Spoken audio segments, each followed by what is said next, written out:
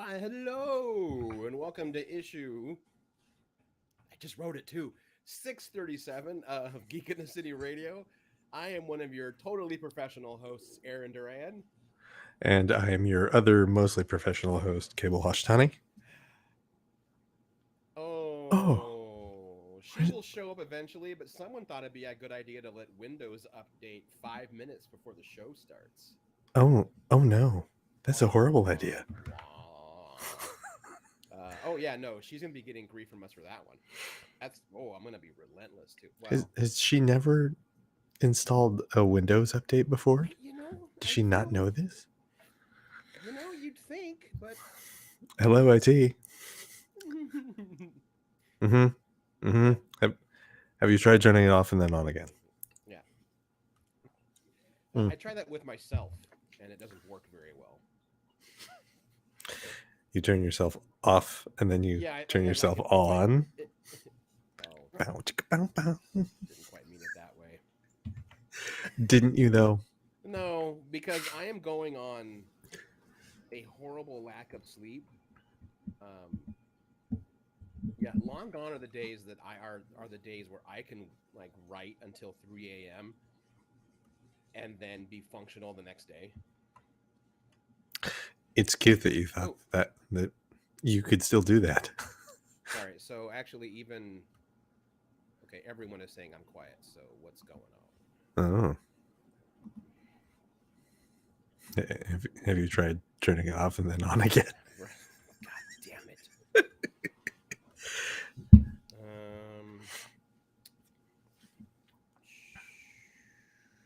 What did we do last week when this happened? Well, last time it was Denise's. Yeah, but it's also been yours before.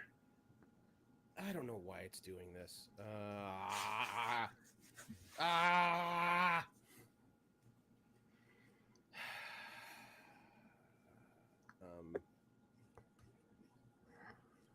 Anyway, Aaron is figuring out what's going on with his mic, and Denise is figuring out how computers work, and Manju's going to run across my desk. How does this one sound? That sounds worse. Seriously? Yeah, now it sounds like you're in a cave. Shout at the back of the cave. Speaking of caves, we are going to talk a little bit about our thoughts, spoiler-free, of The Batman. And then we're going to continue our deep dive into Avatar: The Last Airbender. Don't stand on the keyboard. Okay. How about this? Sorry about all that. Manju is my technical difficulties. Right. How does this one sound? Yep. I can hear you now. Okay. Now I don't have to turn my volume up so loud. Okay. How does it still sound? Mm-hmm. Good. Still? Good. Yep. Okay. Still good. I don't know why, but the software we use, it has like the auto adjustment. For some reason, it thought auto should be just 2% of Aaron's voice. So I literally unplugged it and plugged it back in. That's so yeah. Fantastic. Seems like the various text boxes also agree. Hooray! Both on Facebook and Twitch. Oh, look who decided to join the party. Oh. Uh-huh. Another host, Minorita.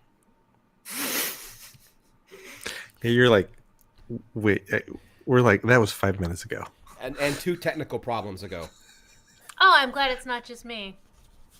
No. Although, I don't know if you call it a technical problem that I'm like, I got a half an hour. I can run updates. Sure. No, that's literally what Cable and I were mocking you about. Yeah. I thought it would be quick. When is any Windows update ever quick? I have a poor sense of the passage of time. So I was like, well, when I update my phone, which is like every other day, that takes like 5 minutes, right? So I've got an extra half hour right now. I mean, sure. It also wasn't a half hour by that point. Mm-hmm. Yeah, it was like 10 minutes, right? Mm-hmm. Look, I have undiagnosed problems, okay? Well, so do I. Wouldn't that be wasn't that the diagnosis? You were just shaking at us. No, this is the form I have to fill out. I guess, and then I don't know what I'm supposed to do with it after that. Turn it in. Were you not paying attention? Well, no, when I got it in the mail, I opened it, but I sliced the pages into, a 2/3 and 1/3 situation with the letter opener. So I was like, okay, now I have to like unscramble these pieces of paper and put them back together so I can read them. And How then violently do you open your envelopes? It's not a matter of violence. It's a matter of like how close the papers inside of the envelope are to the the top end of the envelope, so that when you pass your letter opener through, it catches the paper inside and slices it open too. So, do you not tap all of your mail before you insert? Like I know I'm crazy, but I 100% do this to shuffle the papers down so I can then insert my letter opener. Well, my letter opener is new. I got it at scrap, and so before that, what I was doing is I would tap it this way, and I shouldn't show you that side. It's got my address on there, and then I would just manually rip this end off and pull things out long ways. That's how I still open my envelopes. Well, go to scrap and you can get a letter opener for $1. That apparently tears my letters in half. Not if you don't tap your paper the right way. I like doing the side thing because then I get to do like how Johnny Carson used to do it. Mm-hmm. Well, that's just you making a meal out of everything. I mean, There's no actual need to blow into your envelope. I like it. This was us supposed to be to throwing bean shade and not the other direction. Did you notice but- that she flipped the script on that pretty quickly? When doesn't she flip the script on? Let's make fun of Aaron now. That's how Bean do. I think I could count the number of times on one hand, except I'd still come up with 0. I'd like to point out that I was on the defensive end for, a good while there, and you guys kept throwing shit at me. So then I switched it up and went offensive. Okay. Smart. Sometimes the best defense is a good offense. You know who said that? That is what they say. Mel, the cook on Alice. That's a reference just for me, I'm afraid. Yeah, I got nothing. The original boot to the head.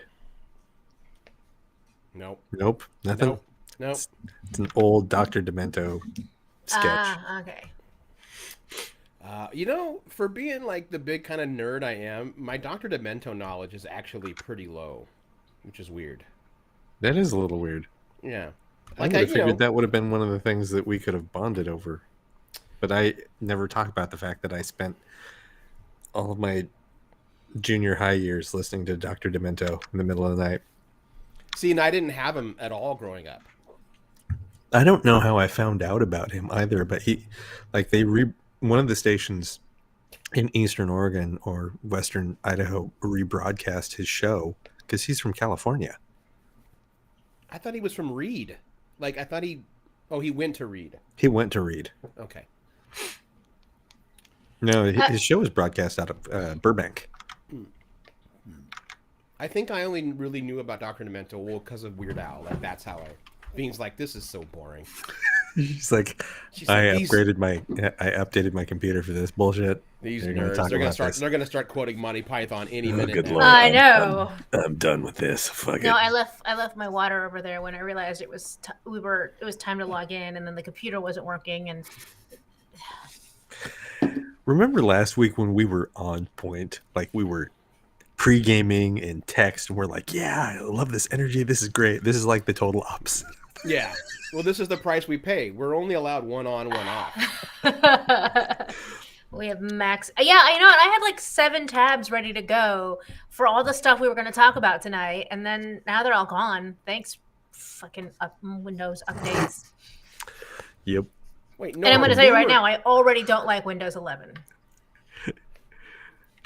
Remember, you can't get mad when you're old enough that people call you boomer, because then if you get mad at that, that means you are a boomer.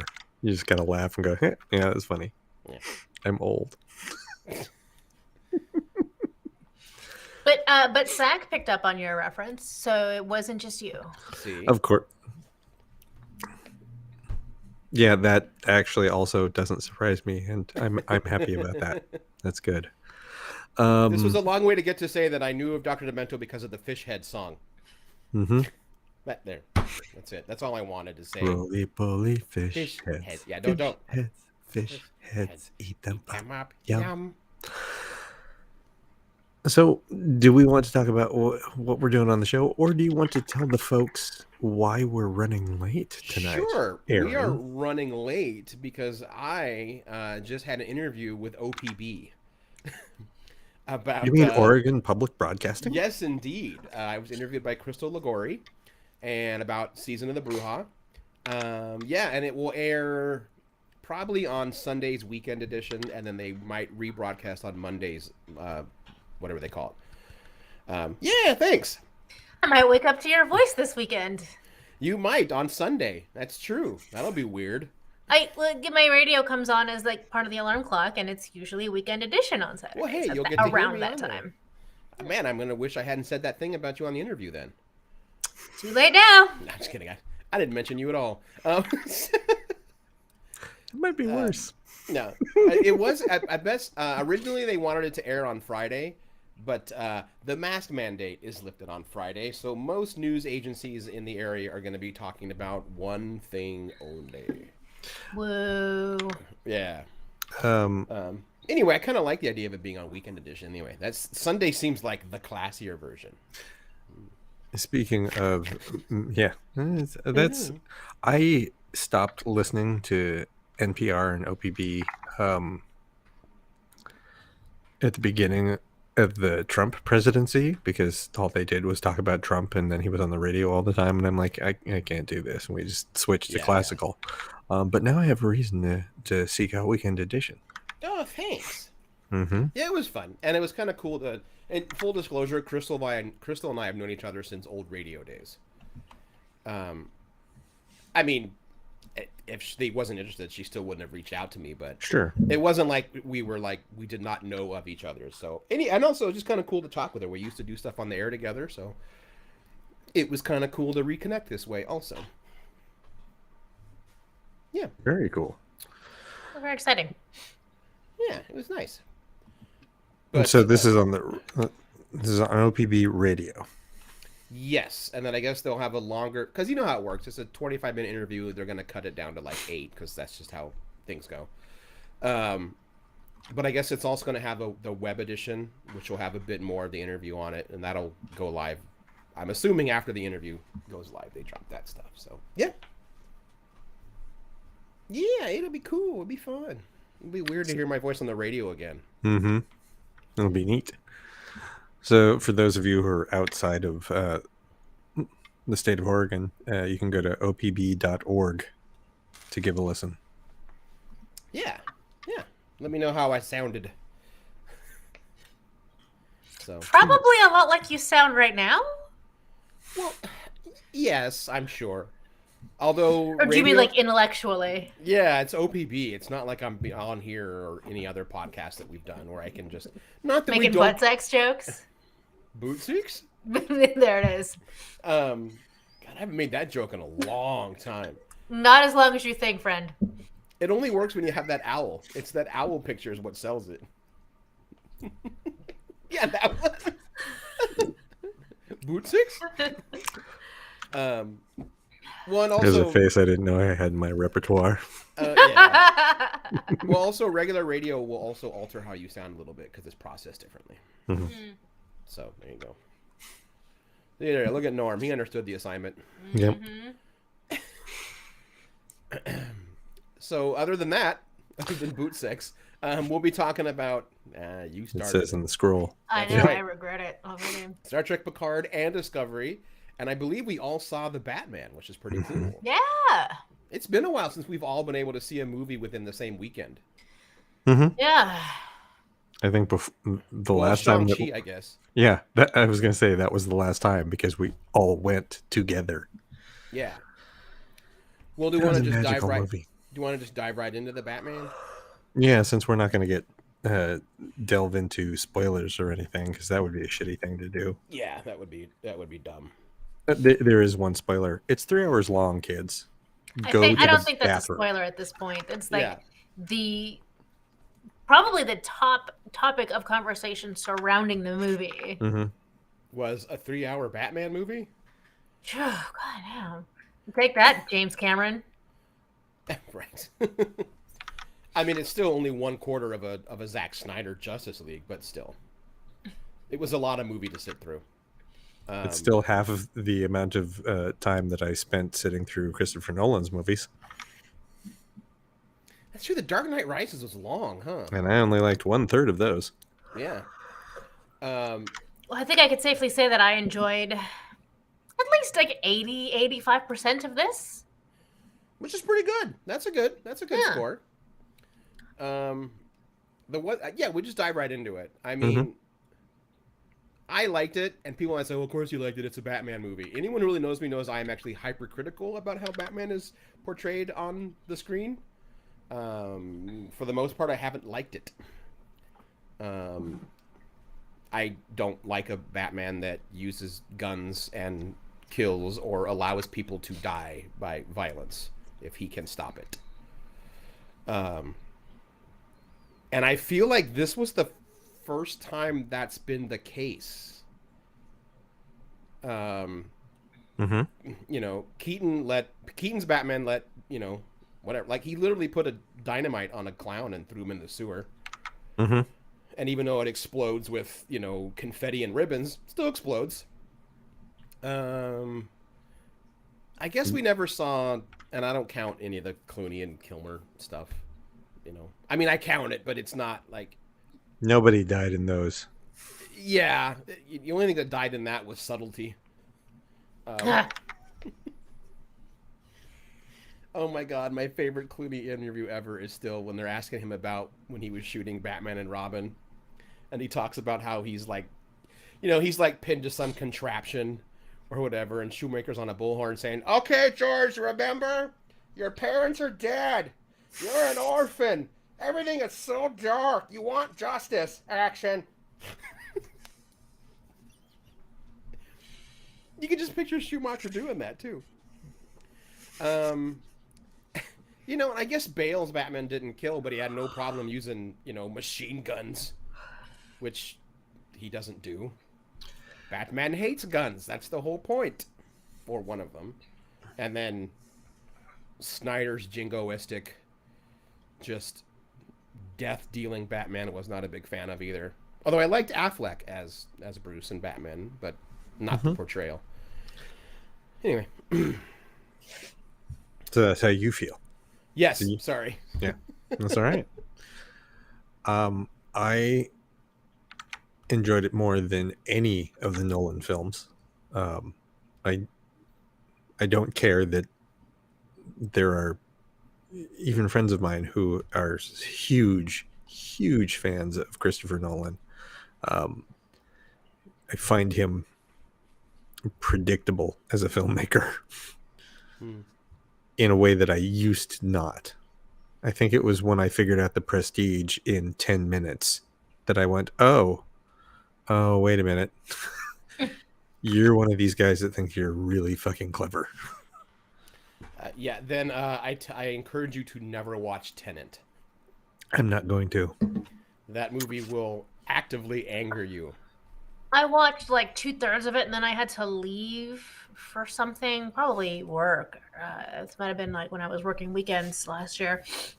And I was like, I don't need to see the end of this movie. I have a pretty good idea of how it's going to go. And then I came home later and I asked him, and I was right. It was like, oh, he saved the girl and timey-wimey.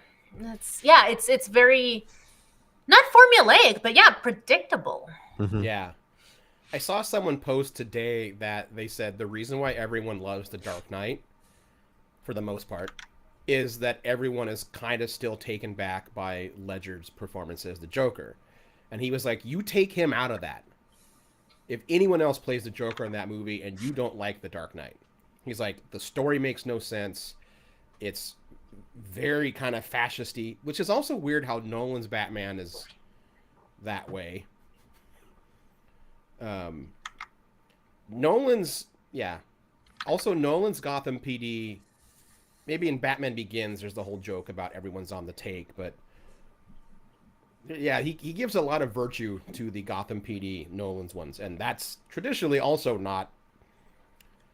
If the Gotham PD was good, there wouldn't have needed to be a Batman, is one of the arguments a lot, so...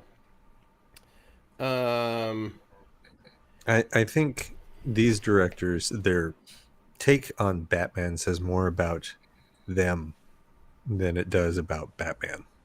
Yeah. Tim Burton's a weirdo with fetishes. Yes.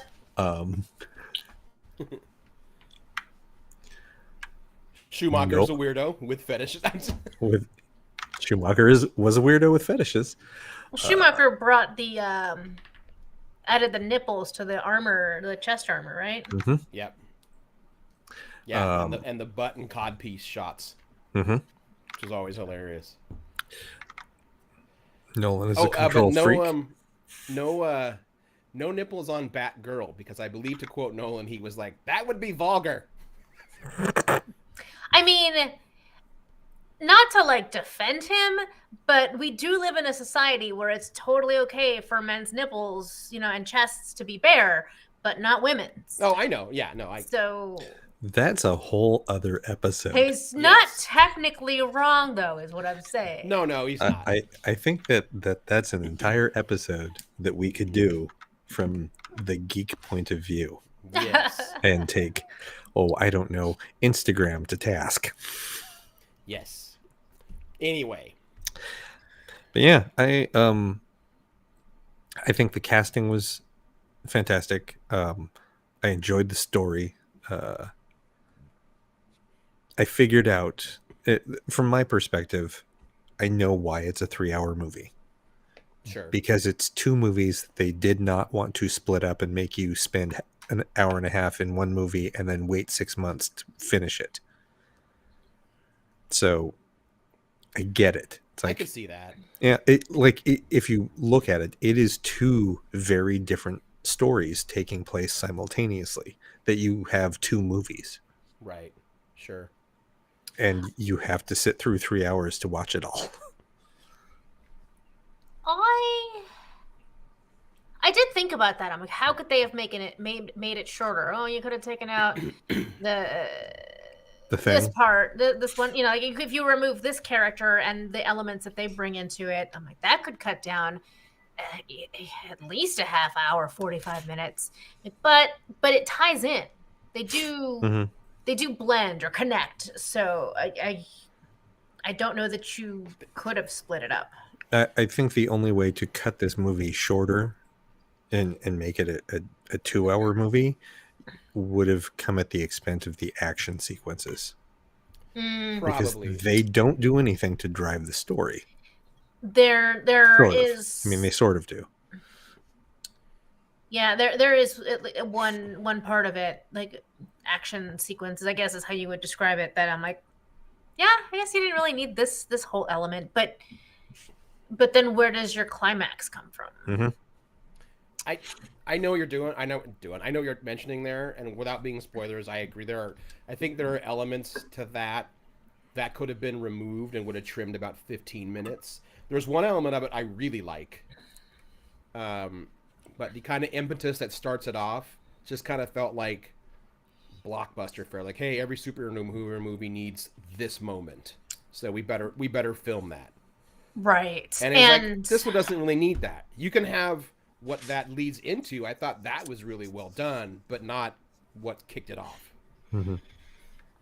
Yeah, no, you're right. I think it's maybe they're like, no, we have to have it. That's what people are used to, especially when we're talking about superhero movies. Yeah. And so even though they maybe I feel like maybe they knew it didn't necessarily add to the like driving the plot. Yeah. But they tried to make it fit it in there, And and it's not completely without Merit? value. And as badass as it was, there's no spoilers that there's clearly a Batmobile car chase scene, which is righteous. And I love that Batmobile is based on Frank Avella's design. You could have cut some of that too. Mhm. That was a long scene. That was a long sequence. That was like podcast or pod racing. Pod length. racing. But that's what I mean is the action sequences furthered along character development, but not the overall plot or Yeah. several plots of the movie. There's also the motorcycle scene. Oh yeah. You probably could have done without that. I don't know that it really like. I would actually argue for that. I would have argued to leave that in if I were 'Cause it editing shows it. the paths. Yes, It's a little on the nose if that's what you're trying to say. Is like, oh, they're taking different paths. it's not just that. It talks about the growth of both of those particular characters and their understanding of who they were when their week started and who they are at the end of that week after a series of very, very intense events. Sure. Like that's the other thing that I appreciate, that this entire movie takes place in the span of a week, which is intense. Yeah. Yeah, there's so much I want to delve into, but I feel like it gives away plot points. Oh yeah, I don't think we can do much more. I will say that I don't know if Robert Pattinson himself. By the way, him doing press for this has been hilarious. Like you can tell he really loves this movie, but he's like, it's a press tour. I'm gonna be weird. Like someone asked him, like, "What are you gonna do if this isn't successful?" He's like, "I'm gonna quit and go into porn." Yes, but art house porn. Art house porn. Yes.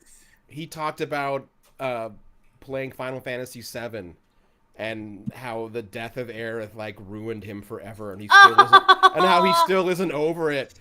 And you cut to like Zoe Kravitz. She has this look of like, "You're such a nerd." And he's like, "You don't understand." He is a nerd. Yeah. I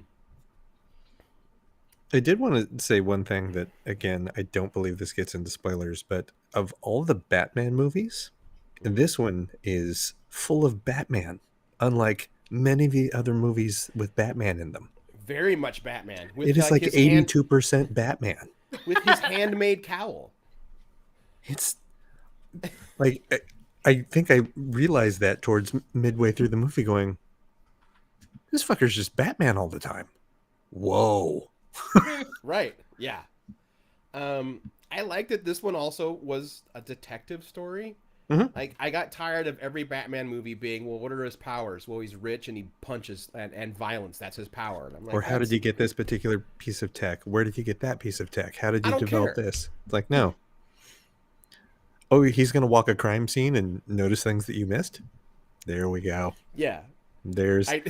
This isn't a spoiler, but I do love it's a scene, because it doesn't really spoil anything, when he's in the crime scene and one of the cops is like giving him shit for grabbing some evidence, and Gordon says, "Relax, he's wearing gloves anyway." That's good. Also, Jeffrey Wright, he is always that dude, I love him in everything he does. Yes. He's always so good. Robert Pattinson, Zoe Kravitz, and Jeffrey Wright, the three of them, their dynamic the entire movie is fantastic between themselves and just how everything they did. Yeah. And then Colin Farrell is... I will be shocked if Colin Farrell does not get a nomination. Yeah, apparently for Best Supporting. Apparently, like, one of the earliest filming when Jeffrey Wright was on set with Colin Farrell as Penguin. Mm-hmm. Apparently, like, Wright was like, "I thought we cast Colin Farrell." like, who's this guy? And they're like, oi, that's Colin Farrell. And he's like, what? The makeup's fantastic. Mm-hmm. Like you can see him, but he's buried deep under there. And then he just gives this performance. It's like, fuck, man. Like, I thought you were great in Bruges, but this is something else. Yeah. In Bruges is the movie that turned me around on Colin Farrell, even though I saw it much later than stuff that turned me off of him. Chiefly Daredevil, somewhat relatedly. I always forget that he's, yeah. I hated him in that. So like Zoe Kravitz and Jeffrey Wright are actors where like I don't care what it is, if they're in it, I'm gonna end up watching it. Mm-hmm. Right. But I'm probably gonna be excited about it. Robert Pattinson has quickly become someone who I'm like, oh, he's in that, I'm in. Colin Farrell, he's no longer a turn off, but he's not like a big motivator. His characters specifically are what I think of in some of his scenes when I think about like, you know, because I don't know a ton about Batman, but I know about the discord that exists between like the more modern Batman iterations on film versus like what the original character was like, and then like the campy stuff from the 60s, and then the Tim Burton stuff that just like took the camp to the nth level. And I feel like they did a really which is funny because in '89 that was considered dark, and we wouldn't think of it that way. No, I can see that. I don't remember finding it campy when I was younger, but looking back on it, I'm like, that's some cheesy shit, man. But I feel like they did a really good job of like modernizing the characters without going like full Nolan on it. Not even close. But still finding ways to incorporate some of those kind of cheesier origins, those campy elements, in a much more nuanced way. Most of the time, there's that one little bit with Colin Farrell where I'm like, that was hilarious. That was a great nod to cheesier times. Yeah. This is also a movie that isn't afraid to say it's a Batman movie.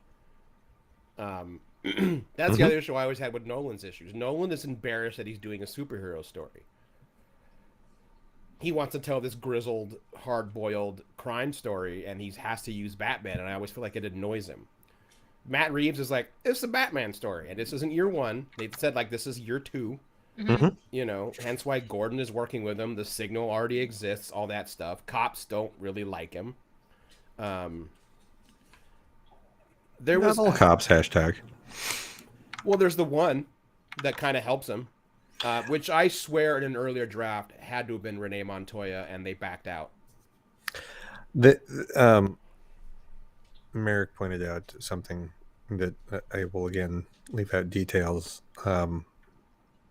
We can talk after the show, but a particular scene, and if you watch that and then watch it through the lens, Matt Reeves was making a very subversive Batman movie.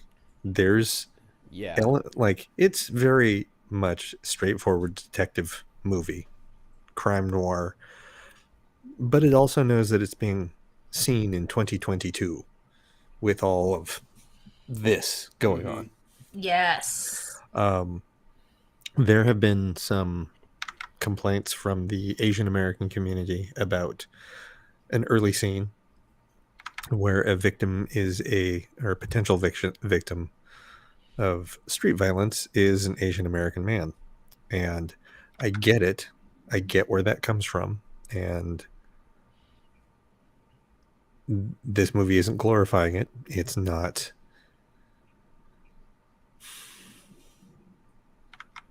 I think at the beginning, I can see where a screenwriter would have gone, we haven't seen this before. And then once they started filming on, we're seeing this way too much. We definitely need to keep this in here. because this also touches on other things that we are very subtly mentioning throughout the movie. And if you're paying attention, you see those things. We can talk about that in depth in like 2 months. Yes. When it's on a streaming service and everyone's seen it. Yeah, but I did have that feeling at first too. I was like, oh, this feels really awkward and rough to watch. But because it feels very real. That's probably it. Yeah. We're what, 2 weeks away from a woman who had been pushed off of a subway platform in front of a train. Yeah. An Asian woman. So. Although I hadn't heard about this. That scene also really like sets the tone for the movie too, which makes me want to bring up I fell in love with the film score. It was so good. I wanted to bring this up because for 2 days. I know 3 that days. you guys don't like. You guys, the two of you, definitely spend a lot more time thinking about and enjoying theatrical scores than I do. I don't really tend to think about or notice music in a film, but every time that the mood of the story changed, like once we went from like one setting to another, and so like the music changes with it, I notice it every time, all 3 hours. And I don't know if it was because a lot of it like had familiar vibes or origins, but it's I noticed it because I don't typically. I noticed how much I was noticing something I don't typically notice. Yeah, how many times was like notice? The score was part of the story. It felt like another character. Mm-hmm. You know, it was almost like the Greek chorus that is in the background. You know, kind of setting the mood for what's happening. Yeah, and just that opening, a little bit of spoil. That opening shot where all you hear is the boot steps, and he comes out of the shadows, and that music is swelling. I was like, oh, I am so. They're gonna have to screw up really hard for me to not be down for this part. You know. So the music is by Michael. I'm gonna screw up a name. I'm sorry. Giacono. It's what? Giacono. Giacono. Okay. Mm-hmm. Michael Giacono, who I watch, and there are things that I will notice in movie and television scores, and I'm like, this sounds familiar, and his name will pop up. I'm like, that's why. Yeah. Star Trek Beyond. He did all of the music for Star Trek Beyond. He did the opening theme sequence for Star Trek Prodigy. He also did the 2009 Star Trek too. Yep. Yeah. He has been slowly working his way up through the ranks and getting more and more film scores. So if you've noticed his work in the Batman, go back through some of your movie watching and you'll find his name. There's score composed by. Yeah, he's the Incredibles, the Spider-Man movies, the new ones. But they don't do like Jojo Rabbit. Yeah. He did the reimagined Space Mountain, where they kind of updated the Dick Dale, surfer guitar. He did that one. He is. I think what is amazing about this score is that it feels like it's something I've been listening to for years, because it's automatically that memorable. Yeah. And that it is informed by, but not in any way shaped like, music that we've heard from Batman movies before. Like, it's definitely informed by Danny Elfman, but it doesn't sound like Danny Elfman's music. No. And that's skill. That's quite a skill to pull off. Yeah. Oh. Yeah, that. Sorry. It's all right. But yeah, that one. Also, look at the track listings for the album. It's kind of hilarious. Oh my god, they're great. Like, I think track 1 is just called "You Can't Fight City Halloween" or something. Yeah. He's a big fan of puns in track titles. It's funny. Mm-hmm. Yeah, Brad said he did Rogue One. Mm-hmm. Even his video game stuff, he did a lot of the early aughts Call of Duty, Medal of Honor games that have killer soundtracks.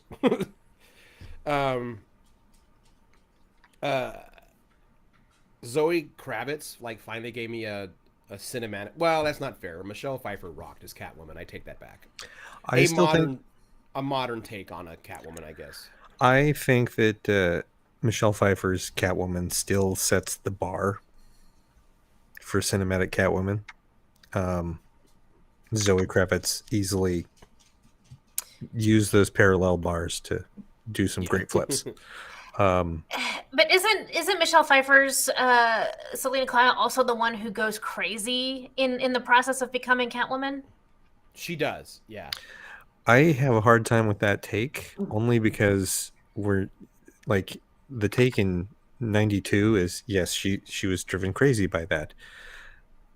The take now is she wasn't driven crazy by her transformation into Catwoman. She was driven crazy by the fact that she spent a decade working for Max Schreck, who is a horrible human being, and took away all of her agency.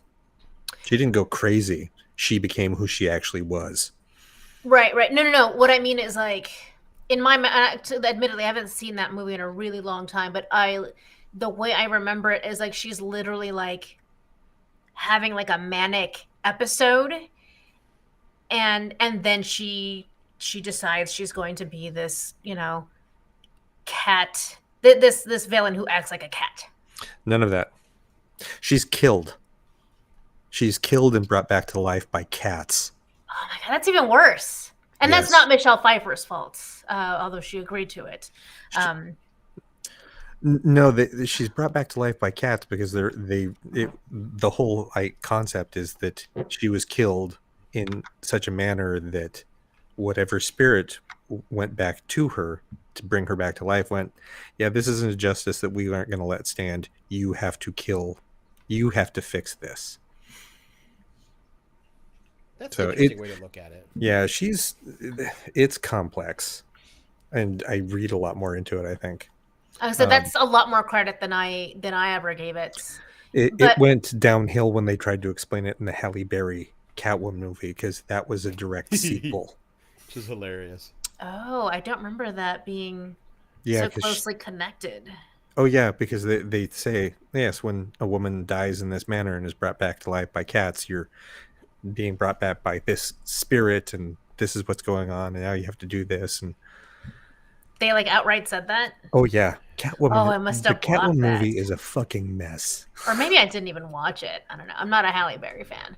All this to say, like, I'm with you on this new iteration of Selena Kyle. Like she's not like a crazy cat lady. She is a woman who has had some like very specific and difficult things happen in her life, and they inform the kind of criminal that she is. Is she a criminal? Technically, she does only rip off rich white people. She is a breaker of the law. However you feel about that. The law is not justice. Right, but I didn't say anything about justice. Yeah, she didn't. And so she's a criminal in the technical sense of the word. Yes, I agree with you. Yeah, which I also like the fact that never once is Batman like, I got to bring you in. He's like, I don't care. Mm-hmm. Just don't kill. No, he doesn't. In fact, I like that they're initially confrontational, but it makes sense because in that moment, it makes sense for them both to be like, what the fuck, and have a quick little fight. But then that's gone almost instantly. It's like, no, I think we can work together and do this. I think at this point, we have to save all of this. Like, again, 2-3 months down the road, we will do a deep dive. I say we can just do it in a month. That gives people plenty of time. Well, it depends. Mandates are being lifted, and that means people are going to be even more uncomfortable out in the world. Yeah, we'll see how long this lasts. Yeah. The last time we lifted mandates in Oregon, it lasted 2 weeks. Yeah. I will say that Zoe Kravitz is now the only actress to have gotten to play 2 completely different iterations of Catwoman. Oh, is she in the Lego movie? Yeah.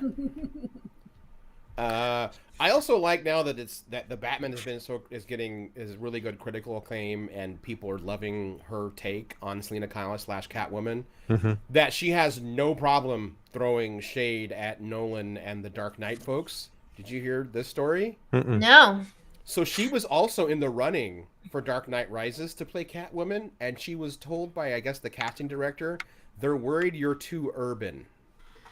Which we all know what that's code for. Yeah. Yeah. Yeah. For anyone who doesn't know, that's Hollywood code for you're black. Yes. And like you could argue, like if one wanted to argue that that's not what they meant, they ended up going with Anne Hathaway, who I do like, by the way, but is the whitest of white actresses. Yes. She was the what was that role that she got famous for? The Princess Diaries. Like you cannot get any fucking whiter than that. Yeah. Which she is great in, by the way. And Anne Hathaway, by all accounts, is a very good person. I like her. I think she's a good actress, but bitch is white as hell. That's it. You know, it's not a crime, but it's a fact. Yep. That again, that's part of the very subtly subversive nature of the Batman. Like your Jim Gordon and your Selena Kyle are both black. Yeah.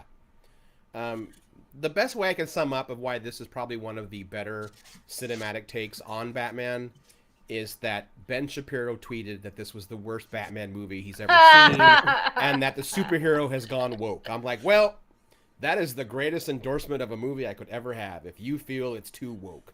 Mm-hmm.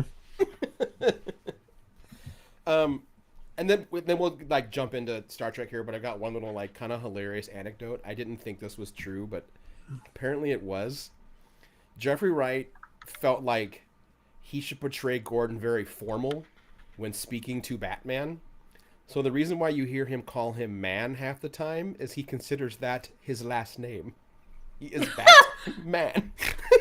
I didn't even pick up on that. Mm-hmm. Yeah, he'll say like, yeah, man. He'll say man a lot, and it's just him saying like, yes, Mr. Man, like you are man. Yeah. I think it would have been more formal for him to refer to him as Mr. Bat. Mr. the Bat. Mr. the Bat. Yes. It's how the New York Times will always use your first name in an article when they first write you up, and then after that they only use your last name, and then so every time they used to write about 50 Cent, they'd say rapper 50 Cent, and then from then on it was always Mr. Cent or Mr. the Cent. Mr. the Cent. Yeah. Sounds like something else. Yep. All in all, basically, Geek in the City endorses going to see the Batman. Yeah, it's fun. In any format that you feel comfortable to go see it. Yeah. Yeah, I wasn't ready. The trailers looked cool, but part of me was like, it's so dark. Like, can we go back to like, even just take me back to the late 70s era Batman, where he was like the noir detective, but like he kind of grinned every once in a while, and he wasn't Bat God, kind of like how he's become. And this actually didn't feel dark. And it starts dark, but it definitely has an arc that grows with the character. And like, I can't go into more because it becomes spoilers, but again, it's a subversive movie. Yeah. I mean, it's dark because Batman operates at night, although he was in the sun a lot in this one. A lot of sunrises and sunsets. Mm-hmm. It's cool.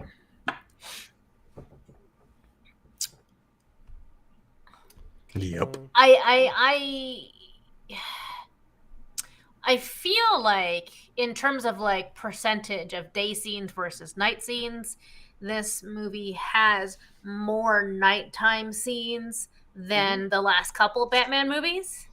Because there's a lot, I hope this isn't spoilery, but there's a lot less, you get a lot less time with Bruce Wayne as a public figure than you do with Batman and his, like pre-Batmaning stuff. That's what I was saying, is that this has 82% more Batman than any other Batman movie that I've ever seen. Right. Pattinson is Batman the entire movie.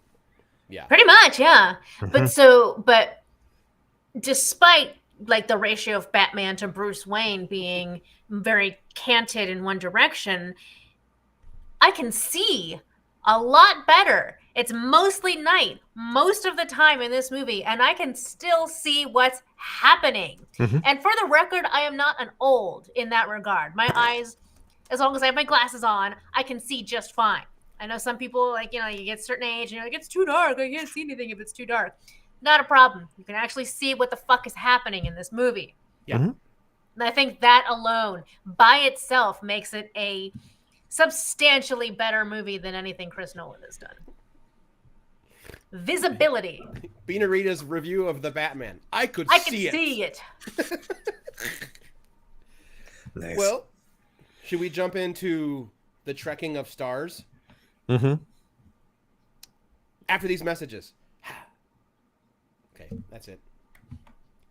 After these messages. I know, damn Actually, it, I no. was If we're thinking. I'll be taking a right commercial back. break, I could use I could top up my drink. Oh, okay. So, outta Cable, here. know any good jokes? That we haven't already said about Denise waiting to update her computer 10 minutes before the show Yeah. started. Man. Nope, great. Do-do-do, I feel like there was another thing. Oh, did you see the thing that I posted on Instagram?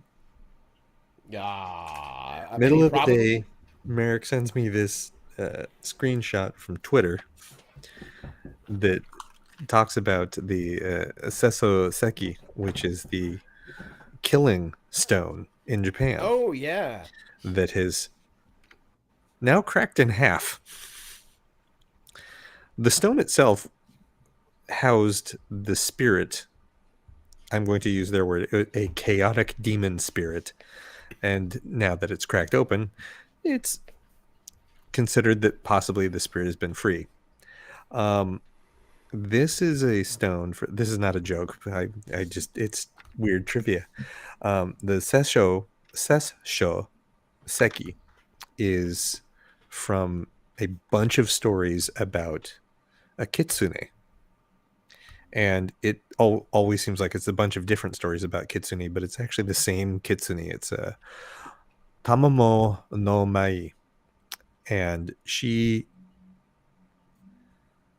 took down an emperor in Japan, fled the country, took down 2 emperors in China, came back to Japan, tried to take down another emperor, was discovered and chased until and was killed, and then her corpse became this stone that killed anything that came near it. And now she's free. And now she's free. The corpse of Tamamo no Mai. Yeah. Sweet. So she was kitsune is a fox, nine-tailed fox spirits. They're considered to be trickster spirits and malevolent. And the longer on the timeline that we go, and the more I read about kitsune and look at how women are treated, I'm like, these aren't evil spirits. These bitches are mad, and they are not going to take it, and they have the power to not take it. So, my opinion of kitsune being monsters changed drastically in the past decade. So, if that particular spirit is free, there are a bunch of imperialist dogs that can be put down, and she has her work cut out for her. Good times. This is what happens when you go get drinks, Bean. Yeah. No, it's a good story. Mm-hmm. I'm all about women vengeful spirits. Mm-hmm. She's got that reason. So do we want to talk about Discovery, or do we want to talk about Picard? Do we want to do both? What do we want to do? I feel like we should have hot takes. Nah, not hot takes. I feel like we should have our own opinions at this point about how Picard season 2 opened. Yeah, I feel like we should delve into that one more, because I feel like Discovery is still unraveling. And I don't mean that as falling apart, as in... Oh, no, it's like we've got 2 more episodes before Yeah. we know what the hell is going on. Yeah, so I almost feel like we should not touch on Discovery a whole lot, other than it's like been right in the solid. middle of the Mm-hmm. Yeah. big ending. They've really gone where no one has gone before. So, yeah. Whoop. No, didn't Kirk and them go through the galactic barrier? They attempted to. Oh, they got pushed back, huh? They got pushed back and got Gary Mitchelled. I swear to God, if it's some version of Gary Mitchell, I'm gonna crack up. That'd Mitchell! be funny. Mm-hmm. Oh, I did see Stanley some... Kellerman. I know, man. Back when they tried to kill James R. Kirk. Yes. Yeah. Yes, they did. I saw someone tweet that Star Trek changes their uniforms so often that Lower Decks should do an entire episode about how they keep having to change uniforms. I was like, I'd watch that. That'd be funny. Yep. But yeah, we could do Picard. Yeah. Picard picks up pretty much like real time where the last episode or the last season left off. Like it's been nearly a year and a half, 2 years since we've checked in with this crew, which was when I think season one was. When was season one? Was it 2019? I believe so. Sounds right. Yeah. Because filming of season 2 got delayed because of COVID, because their lead actor is 82 years old, and you want to make damn sure you don't kill Patrick Stewart. Dear God. Yeah. The last episode of season 1 aired in March of 2020, so Yep. solidly 2 years. Yeah. Well, like just under 12 months. Yeah. or So 20, it was ending just as COVID was getting started. Like, I don't know how much time. In my head, like 6 months have gone by because everyone's kind of established in their new gigs, as it were. But they have brought up the fact that it's been about a year and a half. Oh, oh my God, I totally missed that. Yep. Okay. Yeah, then great. So, like, it's been long enough that they've had a whole season for harvesting wine. One of the characters has passed away. Wait, who passed away? Jaren, the other Romulan that lived with Picard. That's right. His house Romulan. Yes. Ooh.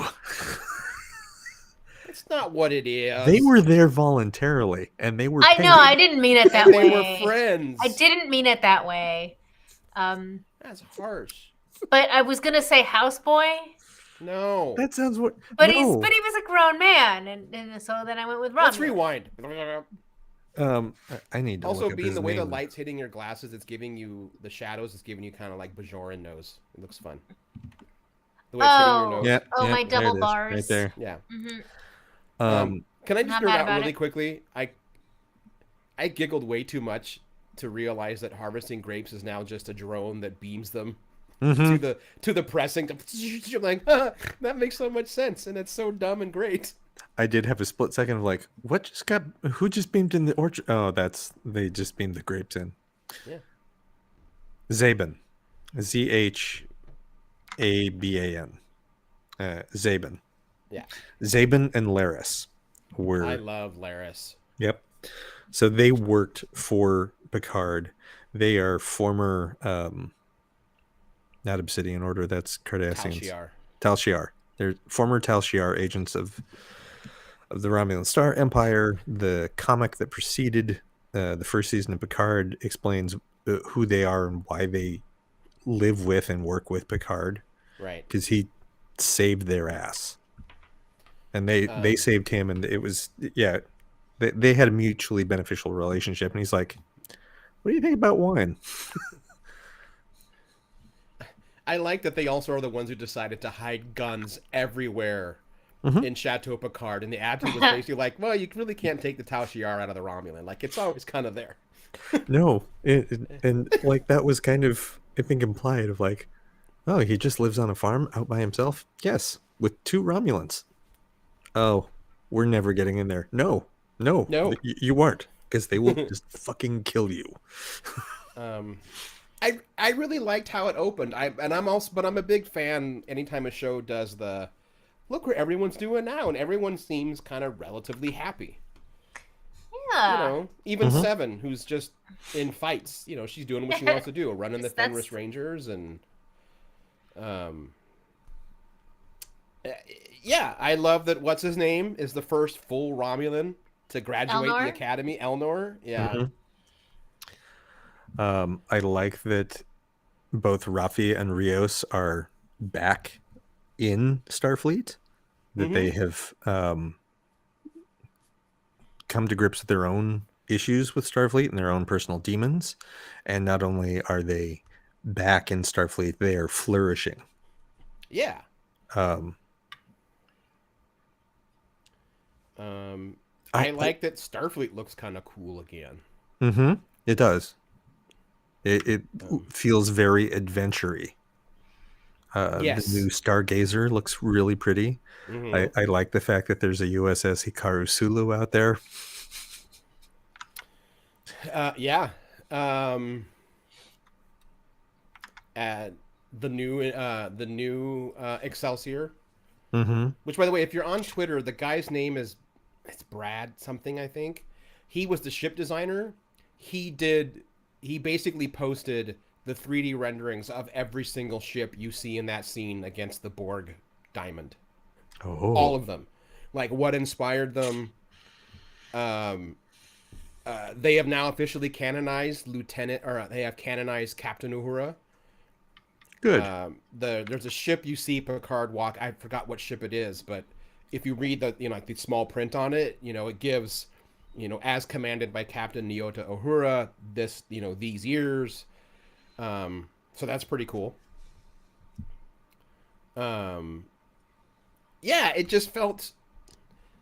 felt very hopeful. It was that thing that I like that Trek does, and being like, we acknowledge that we have not achieved a utopia, but we will keep working to get there while exploring. Mm-hmm. Well, they mentioned that no longer synthetics are no longer banned, Right. but above and beyond that, Soji is like a diplomat now. Which makes total sense. Yeah, and so now she's just like smooching around the galaxy. With Deltans, no less. Man, shout out to Sia Deltons again. Mm-hmm. And the poor doctor forgetting that she's on, Delta, and like, yes, you're gonna get hit on. Sorry, Jarati, but that's what Delton do. I was reading something about that, and that if you're hit on by a Deltan, that's a problem, because that interaction is what causes madness in people who aren't Deltan. If you're getting hit on by 5 Deltans, you're fine, because Okay. you're meant. I don't know much about Deltan physiology or the backstory to the Deltan race, Yeah. but group sex is a thing. It's And that's the way they can safely have sex, because it's tied into some sort of psionic ability that Deltans have. If you're having sex with one Deltan, then it can literally break your brain, and not in a good way. one of the Star Trek Titan books offhandedly mentions that, because there's a quick little scene. I forgot which book it was, where they're having it's just banal like crew placement and stuff, and Deanna says, by the way, we're coming up on it's weird, we're coming up on Lieutenant whatever's, it's the religious holiday. She's like, so we're gonna have to put him in a spot where no one's gonna hear it. He's like, oh yeah, no problem, we'll make sure that's fine. Yes, Batman, someone said Batman. That's Oh a no, bot. I'm laughing about Scott's. Oh, okay. Oh, now you're not gonna do it. No, I'm trying to move on. Trying to be Group good. seeks. Group seeks. There you go. Also, I gave a little hoot when when Captain Rios sat in the chair and said "Dale." That's his make it, whatever. And I love to like make it so. She's like, oh, the weight of legacy. I saw this come up in the chat, and I want to talk about it. I had the same thoughts. Rios never smoked his cigar. It is a He does light fidget it. device. he didn't never lit it. He gets close to lighting it. He lights his lighter a lot. He plays with the cigar. At no point does he smoke it on the bridge because it's his fidget device that keeps him focused. It's like, that's actually neat to see in a captain. Yeah. It's like, I'm going, a million miles a minute. I need things in my hand to keep me busy so that I don't get up in everyone's business. That's my read on what that was. It's like, I'm not going to smoke it because I can't. And I totally was just like, that's an affectation. But it feels like a purposeful affectation rather than, because captains can't smoke on a Federation starship. That's not a thing. Do you think he's allowed to? Well, I mean, do you think he can smoke in his quarters? Probably. Yeah. But I don't think he can smoke on the bridge. I mean, you have to ask your captain if you can have your soda on the bridge. That's a different Starfleet. Just let me have it. Still no cup holders in Starfleet ships. Nope.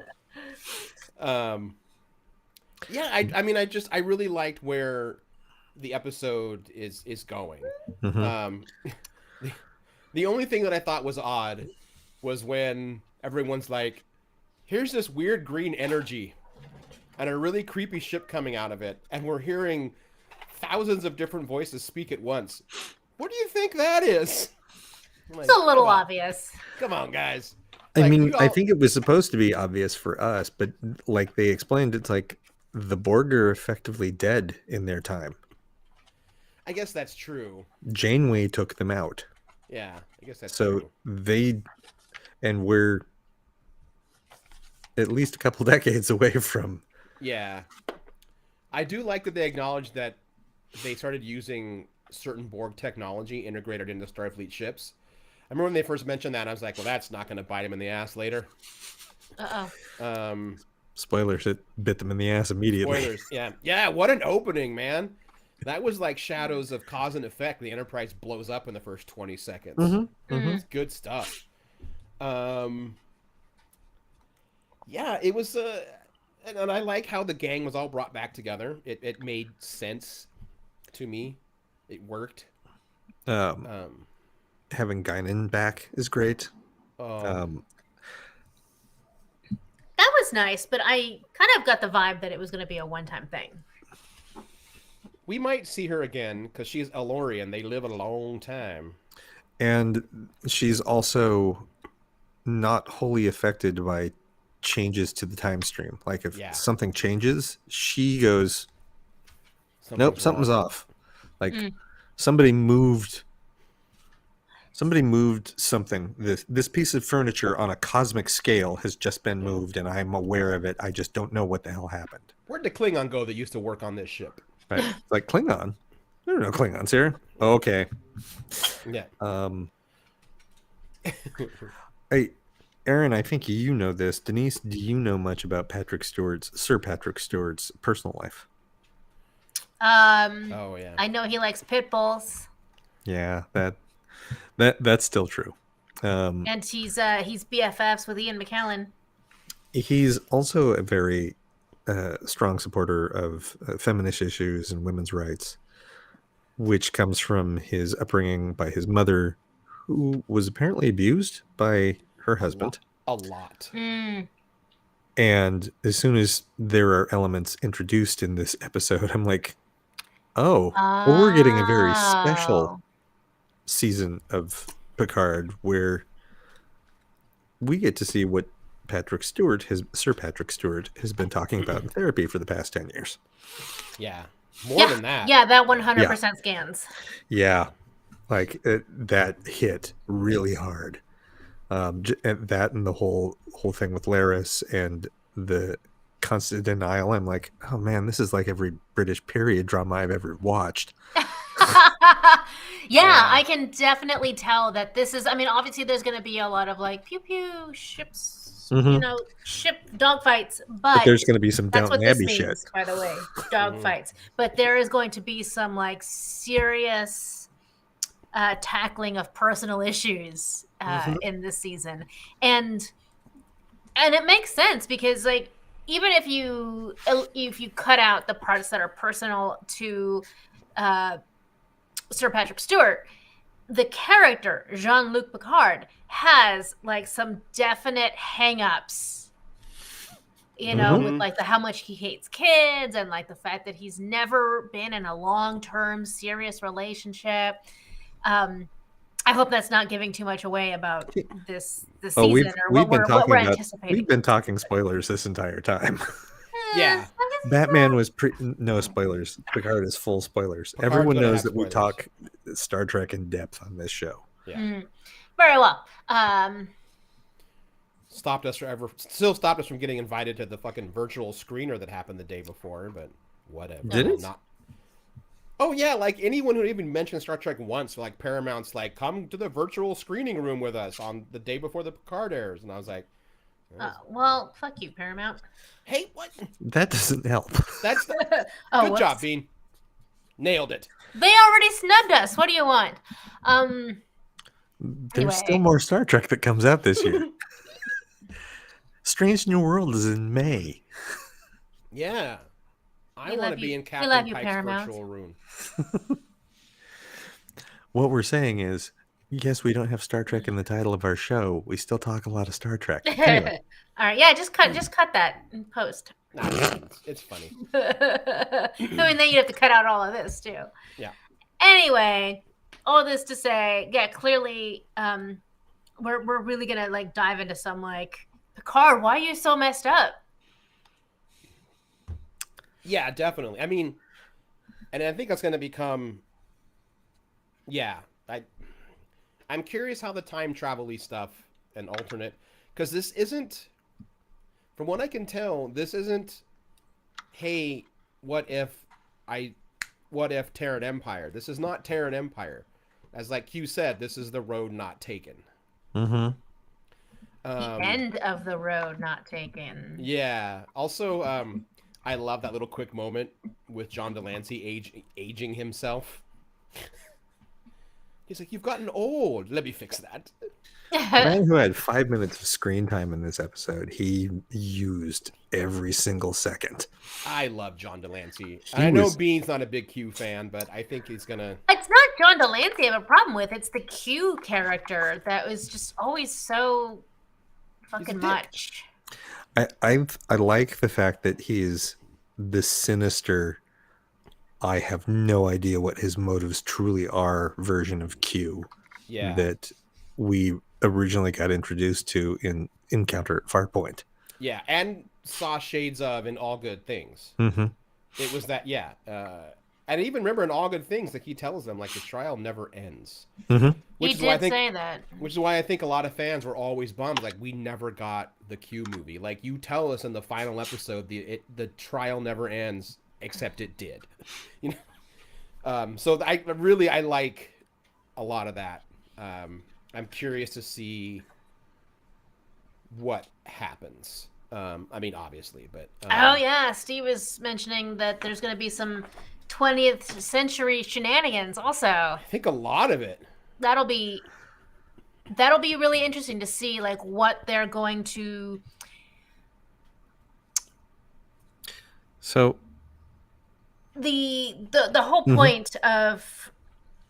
I mean, this might be a little bit too general, but like normally when in Star Trek they time travel to our time or like a not too distant past of ours here in the real world, it's usually to make some commentary about how we fucked that time up. Oh yeah. As a society. And now if they're going to travel back to probably us here now-ish or a little bit before that, and I'm like, wow, you really, what are you gonna pick to dissect and like throw back in our faces? I kind of think just from the trailers is what if Picard fascist? So here's the thing. It takes place in 2024. Yes. 2024 has already been established as a year of all kinds of shit going wrong in Star Trek. Deep Space Nine did 2 episodes in 2024. It was the Bell Riots. Oh. So it sounds like I got That's some stuff to so watch. that's the reality that they are beaming into. They've mentioned that it's like, no, we're still holding to all of that prehistory canon. So this is they're beaming, or they're getting transported to the year that the Bell riots took place, but probably in some other part of the world that is fucked up. Well, I think it's L.A. And the Bell riots were San Francisco or Seattle? I think San I Francisco. think San Francisco. San Francisco. because everything was centered around San Francisco, because that's where Starfleet Academy is. That's right. And LA just makes sense because it's cheaper to film. If you're Yeah. if everyone's there, you film. If you're gonna do flashback stuff, whatever, you put it in LA. Sorry, I was distracted by this entire floor of lights just came on. Yeah, that was weird. I saw that. It's just a cleaning crew, but it's still weird. But yeah, I'm definitely pumped to see it. I did notice something kind of subtle that was really interesting. So after Q does the snap, and Picard wakes up in a much worse off Chateau Picard, under a shield, which is not ever a good sign. I notice he's moving as a much more frail man, and then it hit me. Oh, this Picard isn't a synth. Right. I This didn't even Picard- catch that. This Picard probably has his original human heart. So this Picard is going to feel the weight of his years more than the Picard we know now, which I think will also do something interesting. Yeah, Steve, it kind of did look like a Highlander 2, but we're not talking about that. How dare. And they confirmed that season 3 is the last one. They just wrapped it. Today. Oh, good. I like it when things have an end. Yeah. Yeah, apparently as soon as they wrapped season 2, they had a week off, and they're like, let's just do season 3 now, because who knows? We have it, it's written out. Let's do it. So, that makes sense. yeah. Yeah, it's a super strong start. I think it's probably one of the better premiere episodes that Trek has had in a long, long time. And it helps that they're with characters we know. That always helps. I think it definitely felt a lot more like a Star Trek episode than the first season of Picard did. Yes. Yeah. The first season of Picard felt very Star Trek adjacent. Yeah. Which is fine, because he was much more removed from Starfleet and the people that he was close to in Starfleet at that time. Yeah. Yeah. And now all the people that he's close to are back in Starfleet. I do have to say, just as a side note, having the La Serena in the now being Seven's ship, I really liked hearing Spanish being spoken on the bridge of a ship. It was pretty cool. It's like, I don't know what you're saying. I just like hearing it. It's like I feel that's kind of what's missing on some Starfleet ships is native Earth languages being spoken. So it's not just American English all the time. Yeah. I mean, Discovery had that great scene that explains that, actually everyone is speaking their native language, but the translator creates whatever. It creates this English. Yeah, we're not going to go down the road of the universal translator and my issues with that piece of shit technology. But it did give us that great moment with Saru when he's like, did any of you bother to learn any other language? And they're all like, Nope. no. Yeah. So, yeah, I'm super pumped for it. Man, there's a lot of good TV that's dropping on Thursdays now, because we get Discovery, Picard, and a show we will probably talk about eventually, Our Flag Means Death, is also on Thursdays. All right. That I was wondering if I was going to have to start watching that one. It's a lot of fun. It's a lot of fun. I mean, I do want to watch it. I just didn't. Charmingly violent. It's Taika. Yeah. What have you done, dog? I know at the end of this month will be Moon Knight. Yes, I'm very excited for that Yeah. one, even though I know very little about I don't think you have to know anything about Moon Knight to Yeah, you enjoy don't need it. to. I It's think fine. the Well, I'm more gonna you, cram anyway.